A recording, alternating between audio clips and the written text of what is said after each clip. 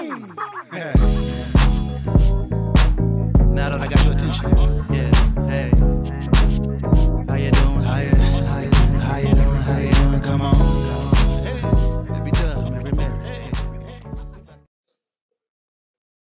What's up? What's going on, y'all? Listen, this is Syene. You're watching the new Pride Wit Sy. This is my new edition where I'm just interviewing people. Real quick, I got two brothers on the line. I got Chris Rob and B Rob, the Robinson brothers of Raleigh, A&T.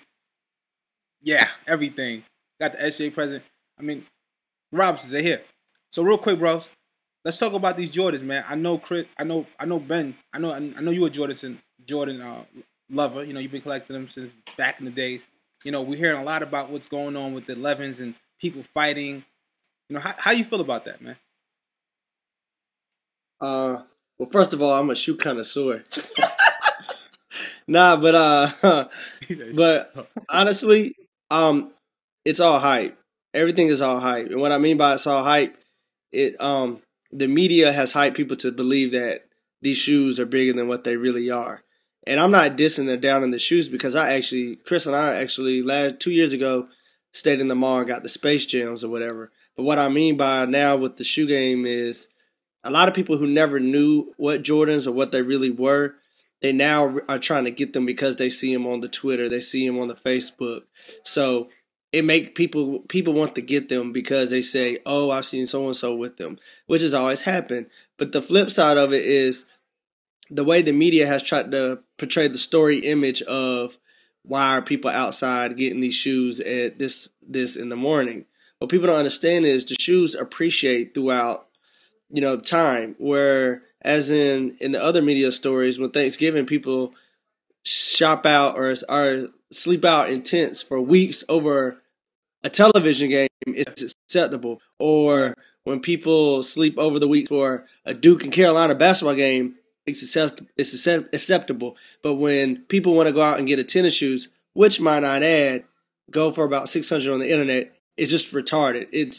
It's crazy. People have lost their mind. Like, it's really all the media. But Chris, Ben, don't you think there's a slight bit of materialism there when it comes to these sneakers? Hey, I'm gonna be like this. It's materialistic in both situations. Like with the camping out on Black Friday in these shoes. Black Friday, it's like, it's a national holiday. That's why it's just so acceptable.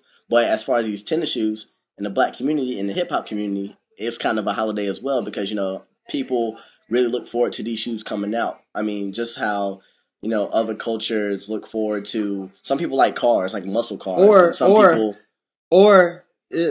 sorry to interject. Oh, matter of fact, something like this right here. I know people camped out to get this right here. That's exactly what I was going to say. People camp out for the iPhones. It's the iPhone. Okay. People camp out for video games. But see, all these things are worlds and societies in themselves. Like, you won't understand the sneaker society unless you got into it. Unless you're in it. And this is what Michael Jordan does. A lot of people don't know this.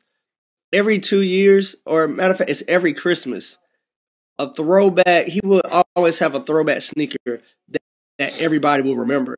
Now, there's always throwback sneakers usually come out, but the Christmas ones are always the ones that everybody remembers. And he does that so your average sneakerhead or a person who's not even a sneakerhead will go get the shoe because they will have some money for Christmas and it will be a nice gift. Whereas in other releases, if you didn't want on the internet checking or trying to figure out what store would have them, you wouldn't know how to get them, Got you.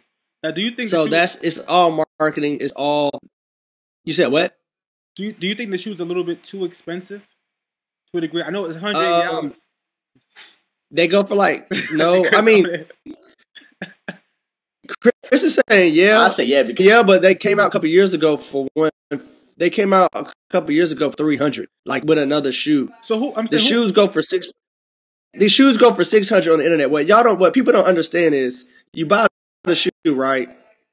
They come out in America. People over there in Japan and Tokyo, they don't have these shoes. In other countries, just go on eBay as soon as the shoes come out and see how much they go for. Yeah, some people rock them just to rock them. I can't lie. Me, myself, personally, my shoes will sit in the closet for 2 years and then I'll wear them.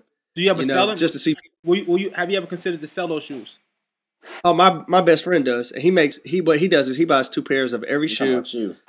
Me personally, I like wearing them because that's just how I get down. But I like to see people's reaction of, oh, you bought the shoe that was gassed up and hyped and you paid all this money for it. Like, yeah, it's a part of the culture. That's the same reason why people buy the newest phone or they buy the newest MacBook, but they don't necessarily know how to use it. Like, Yeah.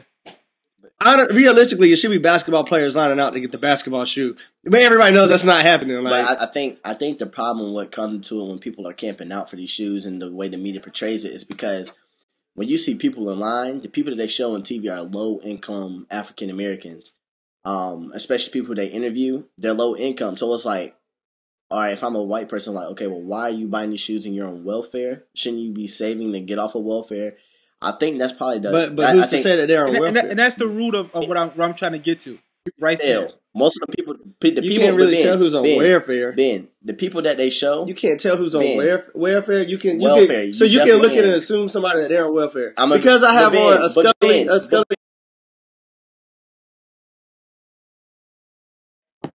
All right, we back. Yeah, So look, sorry for the technical difficulties, but Chris, you touched on something about the whole welfare aspect.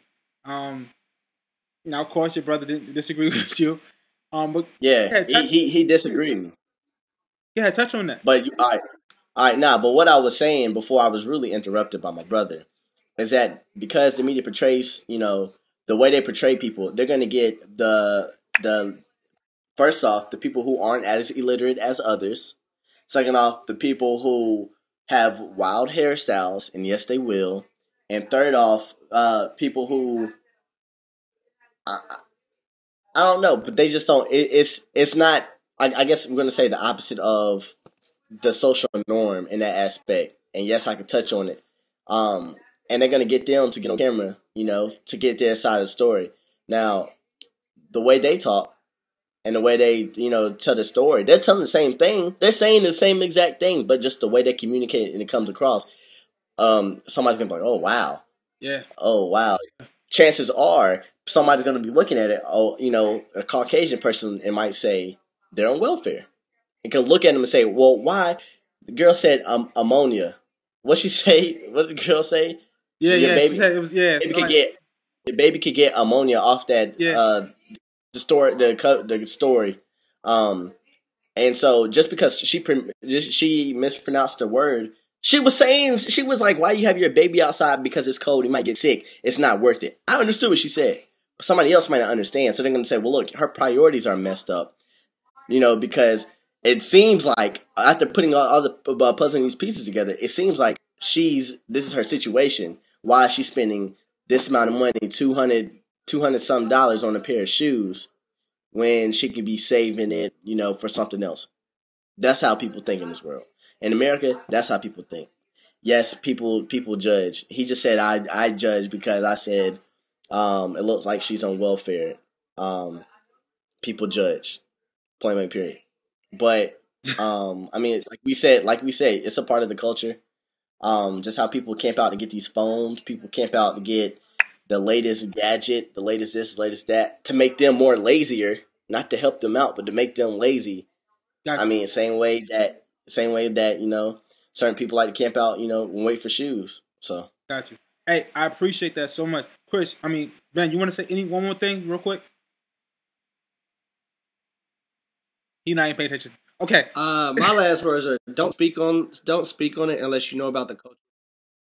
And that's just with anything, with anything in the culture. Go talk to somebody that really does it, because what people don't understand is I've been outside. I woke up early several mornings, or even been somewhere to go get the Jordans, and there are races from all cultures, all aspects of these things. So do your research on how much of these things cost. In America, you're free to spend your money on whatever. It doesn't matter the background of somebody. It doesn't matter whatever. Just think for yourself. Don't necessarily look into what the television is telling you. Like, think for yourself. That's all I'm saying is think for yourself. Like, realistically, just sit back and observe and think. Have an open eye about that. For your own self. Like, just think for yourself. Hey, man. Some people like watches. I'm saying some people like DVD players. Some people Pokemon cards. Come on now. I mean, people like their own things, and I'm not one to knock the hustle. If you like doing it, as long as you're trying to go about it in a legal way, it's all fine with me. Hey, man, I appreciate both of y'all guys. Listen, I'm going to tell y'all about y'all Twitter. You know, follow you on Twitter. Keep doing y'all thing, y'all. Proud of y'all. Raleigh Brothers, Robinson Brothers. You already know. We out. All right, bro.